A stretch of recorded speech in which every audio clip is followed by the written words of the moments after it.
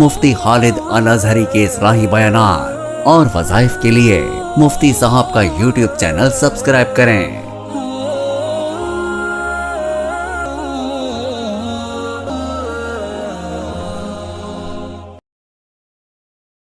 نحمده ونصلي ونسلم على رسوله الكريم اما بعد فاعوذ باللہ من الشیطان الرجیم بسم اللہ الرحمن الرحیم۔ معزز ناظرین کرام، السلام علیکم ورحمۃ اللہ وبرکاتہ۔ بہت سے لوگوں کے مطالبے پہ آج یہ وظیفہ بتا رہا ہوں کہ چوری اگر کسی کی ہوئی ہو، کوئی سامان گم ہو گیا ہو، کوئی چیزیں گم ہو گئی ہوں، تو اس کے لیے کیا کرنا چاہیے، کیا پڑھنا چاہیے جس سے ان چیزوں کے ملنے کا سبب بن جائے۔ اس کے لیے ایک بہت ہی مجرب عمل ہے۔ اگر کوئی شخص یہ معلوم کرنا چاہے تو اسے 3 راتیں 20 رکعت نوافل پڑھنے ہیں، اور تینوں رات وہ نفل حاجت کی نیت سے پڑھیں گے، 2 کر کے نوافل پڑھے جائیں گے، اور یہ رات کے تیسرے پہر پڑھے جائیں گے۔ تیسرے پہر سے مراد رات کو اگر غروب سے لے کے صبح صادق تک کا جو وقت ہے، اس وقت کو 3 حصوں میں ڈیوائیڈ کریں تو تیسرا حصہ اس وقت میں، یعنی جو وقت تہجد کا وقت کہلاتا ہے، اس وقت میں 2 رکعت کر کے 20 رکعت نماز ادا کرنی ہے حاجت کی نیت، اور دونوں رکعتوں میں جو یہ حاجت کے نوافل ہوں گے، ان میں سورہ والضحیٰ اور سورہ لہب، یہ 2 سورتیں ہر رکعت میں پڑھی جائیں گی۔ پہلی رکعت میں یہ جو 2 رکعت نفل پڑھیں گے،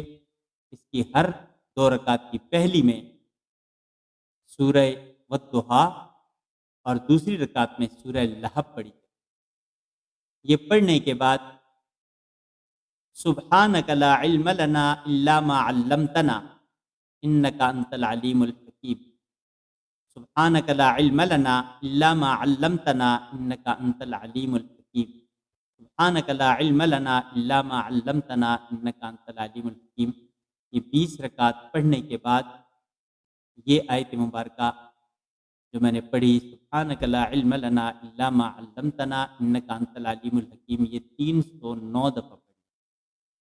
309 دفعہ یہ آیت مبارکہ تلاوت کریں، اور اس کے بعد دعا کریں۔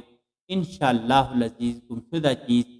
اللہ تبارک و تعالیٰ کے حکم سے 3 دنوں میں مل جائے گی، یا اس کا پتہ لگ جائے گا، یا جس نے اگر چرائی ہے چور کے بارے میں معلوم ہو جائے گا۔ اور یہ عمل اگر کوئی شخص گم گیا ہو، گمشدہ شخص کے لیے بھی یہی عمل اسی طریقے سے کیا جائے گا، لیکن اس میں نیت کی جائے گی۔ اگر چوری کے لیے کوئی کر رہا ہے کہ بھئی چوری کا پتہ چل جائے یا چور کا پتہ چل جائے، تو وہ اس کی نیت کی جائے گی، حاجت کے بعد جو دعا کی جائے گی اس میں، اور حاجت کے جو نوافل پڑھے جائیں گے اس میں مطلق حاجت کی نیت کی جائے گی، اس میں اس چیز کا تذکرہ نہیں ہوگا، صرف حاجت کے نفل کر کے 2 رکعت کر کے ٹوٹل 20 رکعت پڑھنی ہے۔ اس کے بعد اور ان 2 رکعتوں میں ہر پہلی رکعت میں سورہ والضحیٰ 1 مرتبہ، یعنی سورہ فاتحہ کے بعد جو سورت ملائی جاتی ہے وہاں پہ سورہ والضحیٰ پڑھی جائے گی، اور دوسری رکعت میں سورہ فاتحہ کے بعد سورہ لہب پڑھی جائے گی، اور اس کے بعد 309 دفعہ سبحانک لا علم لنا الا ما علمتنا انک انت العلیم الحکیم یہ وظیفہ کیا جائے گا۔ اور یہ وظیفہ کرنے کے بعد دعا کی جائے گی۔ اس دعا کے اندر اللہ تبارک و تعالیٰ کے حضور عاجزی انکساری کے ساتھ، یقین کامل کے ساتھ کہ اللہ سب کچھ جاننے والا ہے، اللہ کے سوا کوئی کچھ نہیں جانتا، تو اللہ تبارک و تعالیٰ انشاءاللہ العزیز اس عمل کے بعد ظاہر فرما دیں گے، یا تو وہ گمشدہ مال مل جائے گا، وہ گمشدہ شخص واپس آ جائے گا، اور یا چور کے متعلق پتہ چل جائے گا کہ چوری شدہ سامان یا گمشدہ چیز یا سامان وہ مل جائے گا۔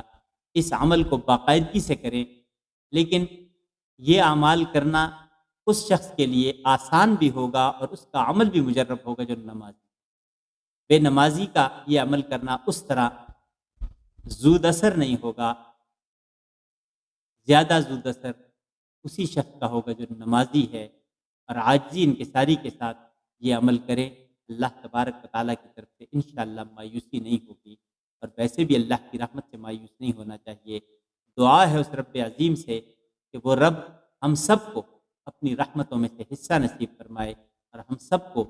دنیا آخرت کے تمام معاملات میں مایوسی سے بچائے۔ زندگی باقی، ملاقات باقی، وآخر دعوانا ان الحمدللہ رب العالمین۔ مفتی خالد صاحب سے مزید رہنمائی، وظائف اور اسلامی مسائل کے حل کے لیے ہمارے چینل کو سبسکرائب کریں، بیل آئیکن دبائیں اور دین کی روشنی اپنے دلوں میں جگائیں۔